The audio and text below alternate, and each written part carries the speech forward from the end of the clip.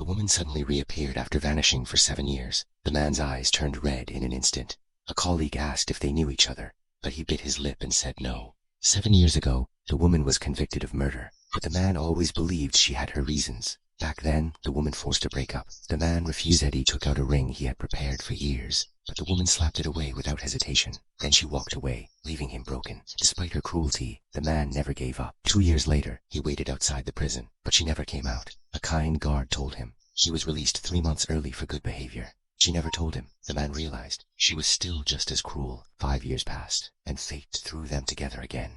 Their eyes were red, but their mouths said nothing. They pretended to be strangers and walked away again. But the man couldn't look away. He stood at the window, watching her leave in the rain. Noticing she had no umbrella, he ran out. He offered to take her home. The woman refused. She reminded him he just said he didn't know her. The man sighed. Then suddenly he lifted her off the ground. Their bodies touched, their hearts raced. The car ride was awkward. They felt like strangers again. But when they arrived, the man reminded her to take cold medicine. He still remembered she always caught colds in this season. The woman choked back her feelings and only managed a quiet, okay. To him, it felt like yesterday, but everything had changed. The next day, they met again. The man was her boss. She was told to deliver documents to him. She forced herself to stay calm. The man asked how her life abroad had been, but he didn't know. She had secretly given birth to his son. She called it her personal matter and fled the room. That night, her son called. She had forgotten to pick him up. In panic, she called her best friend to help, then rushed to deliver more documents to the man. But the man stalled for time. He didn't want her to leave. The woman grew anxious. The man teased her, asking if she needed the bathroom. She said it was a family emergency.